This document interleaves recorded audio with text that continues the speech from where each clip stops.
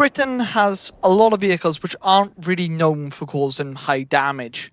However, there is one vehicle that delivers some serious firepower for Britain as you creep towards the higher BRs. This is the Conqueror, and it sits at a battle rating of 7.7. Now, this heavy tank was specifically designed to counter the Soviet IS-3 and T-10 heavy tanks at long ranges, and that is thanks to its 120mm gun. So this gun is known as the L1A2, and it's armed with this APDS round and this HESH round. Now, you may immediately think that this APDS round is useless. We know how much they do suck on other vehicles.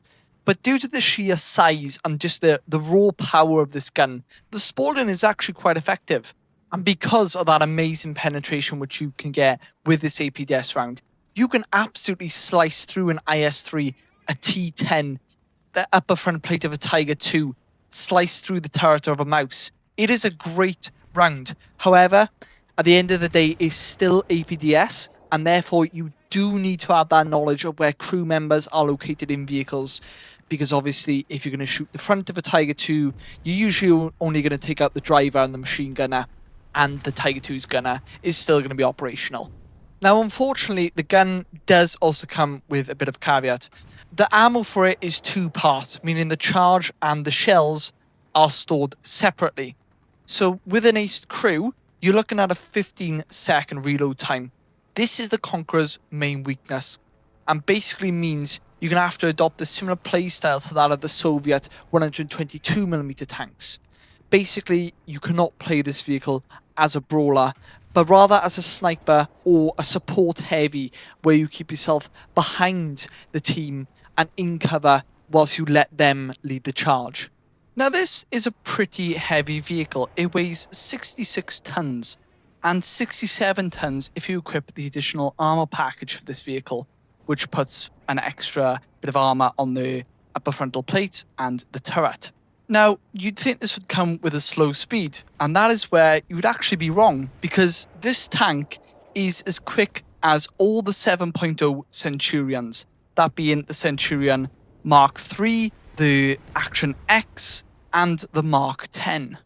And that speed is possible thanks to the famous Rolls-Royce Meteor V12 engine. And this engine also gives the Conqueror good hull reverse speeds, and this allows you to maintain your momentum to move forwards with your team, unlike a certain very fat German heavy tank at the same battle rating as yourself. You also have an okay reverse speed of 11 kilometers an hour, and that will allow you to retreat out of some sticky situations, but not all. Now, the armor of the Conqueror is actually pretty decent as well. It's got quite a strong turret, and that can be made even better with the additional armor kit.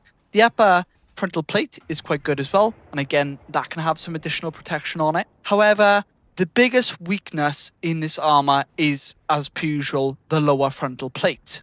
However, this lower frontal plate is very weak and only provides effective protection of 120mm, and a 7.7, that is basically nothing.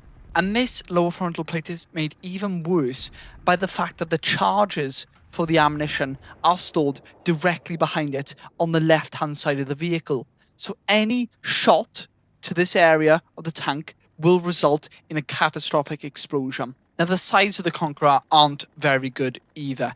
It's only about 50mm thick on the majority of the side.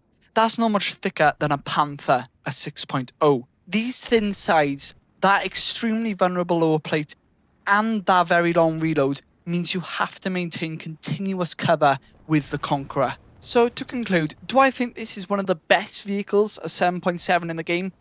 No, I don't. But do I think it's a good addition to the British tree? 100% yes, I do. This is one of the first tanks you get without absolute raw firepower in the British tree, and it's a much needed feeling as you're grinding. And if you can keep the Conqueror in constant cover, where you can ambush your enemies from a great sniping position, it's 100% gonna reward you on the majority of the shots that you fire. Anyway, that's the end of my Conqueror review. I hope you found it somewhat useful, and I hope to see you in the next one.